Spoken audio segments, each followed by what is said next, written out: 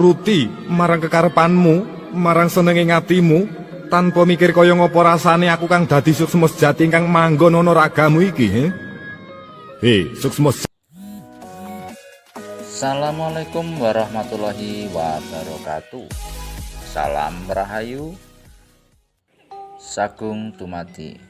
Jumpa lagi dengan Wong Luyur Channel 999.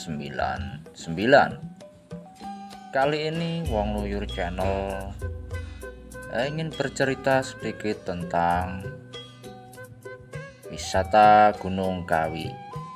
Dan sebelum itu jangan lupa dukung channel kami dengan cara tombol subscribe, like, komennya, dan share. Oke, kita lanjut dengan ceritanya. Gunung Kawi di wilayah Kepanjen, Kabupaten Malang, Jawa Timur terkenal akan misterinya. Banyak wisatawan dan pengais rezeki datang untuk ngalap berkah di bagai situs peninggalan sejarah yang terdapat pada gunung ini. Gunung Kawi punya pemandangan alam yang elok, namun di situ juga ada kawasan yang dianggap sakral dan dipercaya oleh sebagian masyarakat bisa membawa keberuntungan. Orang-orang datang untuk melakukan pesugihan dan sebagainya. Tak hanya terkenal dengan mistisnya, keindahan lembah Gunung Kawi juga cocok untuk disambangi. Asal mula Gunung Kawi, masyarakat setempat percaya bahwa Gunung Kawi bermula dari sosok penasihat Pangeran Diponegoro yang bernama Kanjeng Zakaria II alias Eyang Sujogo, yang melipir ke daerah selatan Jawa Timur, lantas membuat padepokan. Setelah menetap sekian lama, beliau mengangkat dua orang murid yang bernama R.M. Jonet dan Ki Moridun untuk membuka wilayah hutan sebelah selatan Gunung Kawi. Mereka berdua berbondong-bondong bersama dengan Mbah Wonosari membawa dua pusaka bernama Kudi Caluk dan Kudi Pecok, yang akhirnya menjadi daerah Gunung Kawi seperti yang kita lihat sekarang. Lalu tempat permukiman baru tersebut kemudian menjadi tempat pengungsian banyak orang yang berkunjung di wilayah Gunung Kawi, mulai dari penduduk suku Jawa, luar Jawa, etnis Tionghoa hingga sampai mancanegara. Hal inilah yang menciptakan perpaduan budaya dan suku di daerah setempat yang membuat kebudayaan menjadi unik dan nyentrik. Mitos pepohon Dewandaru yang terkenal. Usai melakukan babat alas, Eyang Sujogo kemudian menetap di area Gunung Kawi hingga akhir hayatnya. Adapun ia meninggal dunia pada malam Senin Pahing 22 Januari 1871. Itulah mengapa para wisatawan maupun peziarah banyak berdatangan ke makam Eyang Sujogo pada malam Senin Pahing yang bertepatan dengan wafatnya beliau.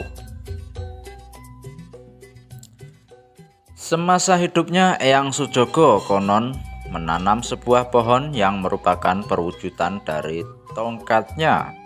Pohon tersebut dinamakan pohon Dewandaru atau pohon kesabaran. Pohon Dewandaru tersebut hingga kini dipercaya bahwa ranting, buah, dan daunnya bisa menjadi jimat yang bisa mendatangkan kekayaan bagi orang yang bisa mendapatkannya. Namun seperti namanya, yaitu pohon kesabaran, dibutuhkan kesabaran hingga berbulan-bulan untuk bisa menunggu beberapa bagian dari pohon itu jatuh.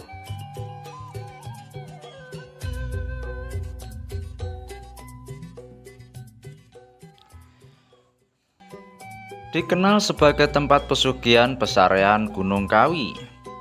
di Desa Wonosari, Kabupaten Malang ternyata menyimpan nilai sejarah. Pesarean itu juga menjadi tujuan ziarah warga multi etnis serta multi agama. Aroma kemenyan menyeruak saat sejumlah orang bersiap memanjatkan doa di Pesarean Gunung Kawi, Desa Wonosari, Kabupaten Malang, Selasa 14 Maret 2019. Mereka yang diantaranya adalah etnis keturunan Tionghoa duduk di dalam sebuah joglo tertutup yang di ujungnya terdapat makam Raden Mas Suryo Kusumo atau Kiai Jakaria II dan Raden Mas Imam Sujono. Kiai Jakaria II yang kemudian dikenal dengan sebutan Eyang Jogo merupakan kerabat dari Keraton Kartosuro yang menjadi pengawal pejuang Pangeran Diponegoro melawan penjajahan Belanda. Setelah Pangeran Diponegoro ditangkap, Eyang Jogo lantas mengembara ke Jawa Timur, tepatnya di Kesamben, Kabupaten Blitar. Di sana Eyang Jogo berjuang dengan jalan dakwah hingga akhirnya mendirikan sebuah padepokan.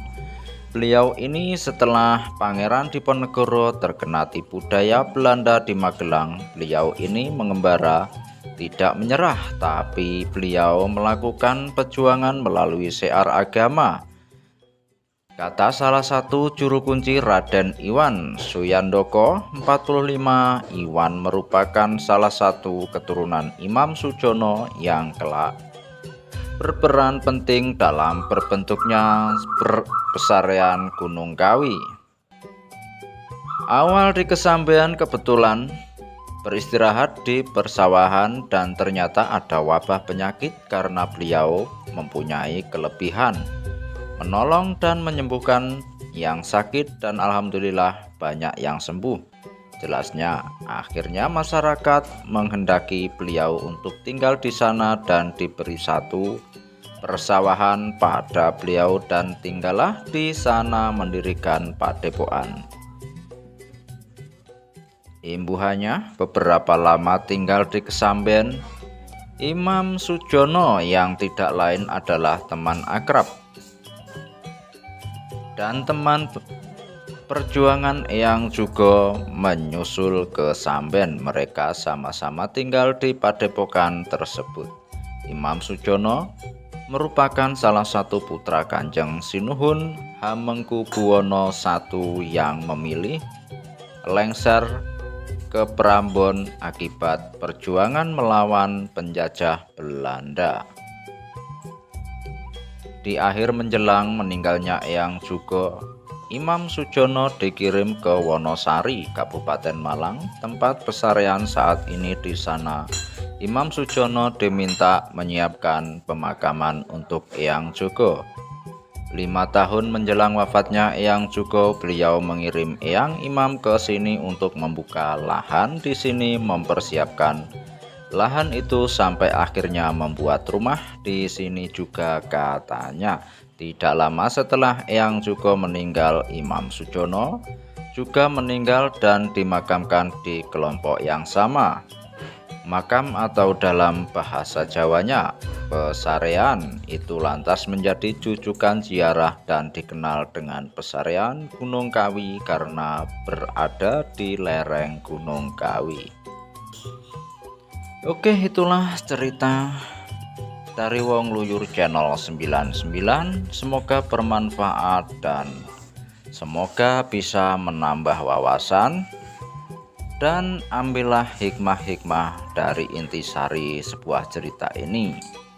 Kalau ada yang salah mohon dimaafkan, dan akhirnya salam rahayu sagung dumati. Wong Luyur Channel 999. Assalamualaikum warahmatullahi wabarakatuh.